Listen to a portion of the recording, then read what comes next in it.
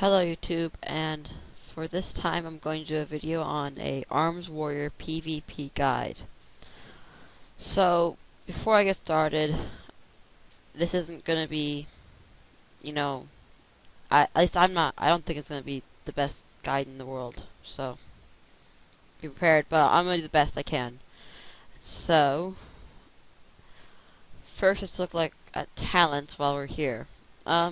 First talent is your mobility. A lot of people don't use Juggernaut. That's really a tanking thing if you're doing 5-mans or heroic or raids. Double time. I use this one all the time because mages, anything that can move out of the way fast, you want double time. People use Wordbringer sometimes. I specifically don't like it. It's really a personal choice. Really, these two are the ones that you have to consider. Either of these are good. Either of these. But if you're ever fighting a mage, you have to go double time because you can charge, they'll blink, and then you can charge again. I hope you know that. Anyways, next we have health regeneration. Impending victory, right out. Don't use it. It's more of a raid thing or a tanking. Second wind is your best bet. Whenever you're below 35% health, you regenerate 3% health per second. That's nice because you're always gonna be. Everyone's gonna try to focus you down first, and it's gonna basically you're always gonna be low on HP. So this is gonna be a big help. You can use enraged regeneration, but it's not good. I mean, for right now, I think in 5.4 they're upgrading it, but for right now, you just shouldn't use it. It's 10% health for 5 seconds and has a minute cooldown. This is a always up for 3% health, always up when you're below 35% HP. I wouldn't use it. Next are your howls and your shouts and stuff. I use staggering shout because if you have someone, it's a good way to get away, basically. What you can do is I'll show you here, you can charge, you can then slow them, and then staggering shout, boom, they're rooted, move away, anything you want, get that second wind going while they're rooted, LOS them, whatever like that. And LOS means, by the way, to, like if you're hiding behind, like in an arena, like a pillar, and you're moving around so they can't touch you, and stuff like that. Or even in the Dalaran arena of the boxes, if you're moving around them, then that will help. Then that's what LOSing is. Next you have your, these are the big ones. This is a big choice right here. Dragon Roar, people use it, but don't use it for PvP. It's not good. Shockwave is amazing, but you have to make sure you hit it. You have to hit it too. If you don't hit it, don't use it. If you can't use it, if you will not hit Shockwave a lot, don't use it, because then there's no point in using it. The other option is Blade Storm, and this is basically Whirlwind, but you are immune to everything. You're immune to fears, you're immune to everything. So if you're feared or something, you can pop Blade Storm and get out of the way. That's nice. And it does a lot of damage too. 120% of damage for within 8 yards every second for 6 seconds. 1.5 minute cooldown compared to a 40-second cooldown though. And if you get 3 targets, that's only if you're in 3v3s, then you get the 20-second cooldown. Next is your 75, and you can use any. I just don't use Vigilance. That's a tanking ability. But Safeguard you can use, or Mass Spell Reflection. If you have like 2 spellcasters, then even if you don't have a defense macro set up, which I'll show you in macros, then you can use this to you can use it to, if like you have a warlock casting Chaos Bolt, you can use that and it reflects back. It's basically spell reflection, but it puts spell reflection on everyone. Next is your 90 talent, and Bloodbath. Don't use it. Just don't. It's not good. Even for PvE, don't use it. Stormbolt, That's a pretty good one. If you're using Blade Storm, use Stormbolt. If you're using Shockwave, use Avatar. That's about how I think of it. If you can hit the Shockwave, then Avatar's your best bet. If you can't hit the Shockwave, use Stormbolt to get the stun, and use Blade Storm. So there's that. Next, we'll look at Enchant, and I'm not very well enchanted. I'm not even full Tyrannical yet, but I'm getting there, and I'm about to enchant stuff. But, for your weapon, you want, if you're just beginning, use Living Steel Weapon Chain. But later on, you want Dancing Steel. Dancing Steel all the way. That's basically plus 7,500 strength right there. That's good. And then your basic enchants is anything of strength, PvP power, or PvP resilience. Don't stack stamina. That's not a good idea.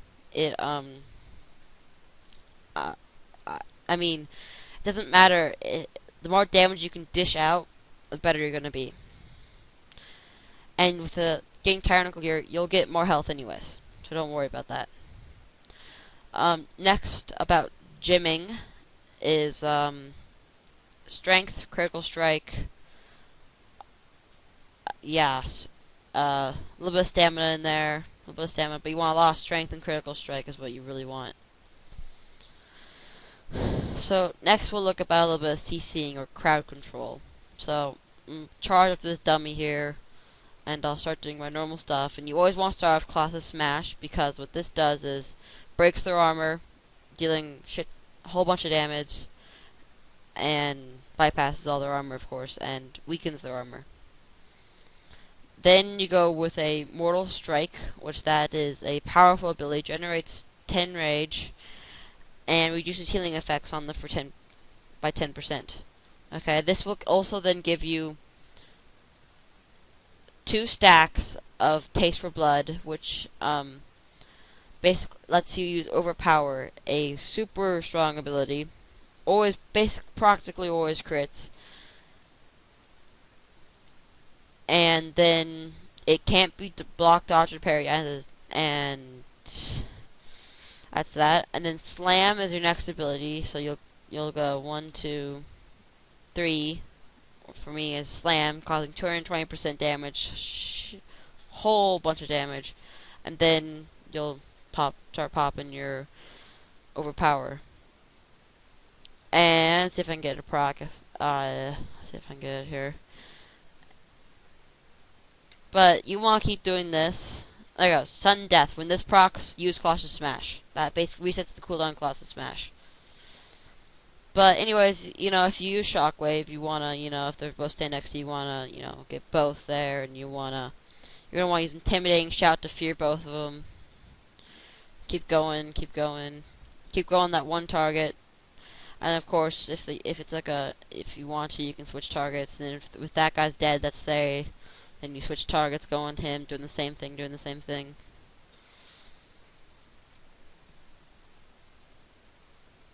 There you go. Okay, now let's also look at races. I want to look at that real quick. There's a lot of races you can use. The best human. Really. I'm Pandaren, because I don't know, I thought they looked cool, and then I wasn't really thinking when I made the class and stuff, so I should have gone human. That's because they have every man for themselves, and because that basically is a trinket. So that means instead of having to buy this trinket, you can buy like the health trinket, which I wouldn't buy, but you can buy the the used trinket and the one chance on hit trinket, and I'll show you those later. But I'm using one right now. It's basically use your main stat, increases it by 2,881 for 20 seconds. Has a minute cooldown, not long. But otherwise, if you're not a human, take the Cruelty Medallion, which is the Tyrannical Gladiator's medallion, and that will basically it removes you of, takes you off stuns, everything. If you have a whole bunch of stuns and fears off on you, you use that, and you're free of everything. Next, I'm gonna look at a little bit of an extra rotation that you can use. If you want to, there's the No, I'm sorry. Panic. If you're in panic and you're dying and die by the sword, increases your parry chance and reduces the damage taken by 20%. And then Rallying Cry. There you go. It's two abilities to use right there. Now, but you can also combine in there is something that I don't have set up because of my computer. Okay, I know I do have. Sword macro. Basically, you slash cast defensive stance, slash equip your whatever shield you have. I don't have a good one, and slash cast shield wall, and then slash equip your weapon, and that's it. And that's that macro. And basically, it reduces all damage taken by 40%. Plus the Rallying Cry, plus the Die by the Sword, and you have a minus 60% damage, 100% parry chance, and you have plus minus 25% damage just by being in the defensive stance. So you're basically taking 90% less damage. That means all abilities on you are going to do nothing at all. So that's good. And next I'm going to look at my some so-called one-shot macro. It really isn't one-shot, but pop all of your cooldowns. Pop your Trinket, pop Recklessness, Avatar, your Blade Storm or Shockwave, Skull Banner, and if I'm forgetting normal rotations here. Then you do this again, and you'll do a whole bunch more damage. Those crits will be here. I'll show you if everything's off cooldown. I'll show you what I can do.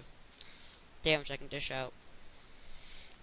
Next is another macro. I have a charge macro too. I have a charge slash cast charge slash cast hamstring because hamstring, and then I can do this. I can hamstring, then staggering shout, because staggering shout requires you to have a slow on them. It used to be not like that, and I wish it still was, but it is. And also in arenas, you have to communicate with each other. I don't know how people do it in the arena, but they're not in Skype or anything like that, and they're talking party chat. I don't get that. It's too hard. I mean, there's a whole bunch more communication, there's a lot more survivability if you're in a chat. And next we have banners. I want to look at the banners. You don't use Mocking Banner. That's tanking. That's if you want to pull everything in a raid and make everyone pissed off. But or you can use Demoralizing Banner. That's a good one. Reduces all damage in front of the banner by 10%. But that's, I mean, you just you don't use that. So I wouldn't worry about it. I would only use Skull Banner, which is the plus 20% attack damage to everyone in your group. And shouts, you can. And thanks for watching. Have a good day, and leave a like and subscribe. Thank you.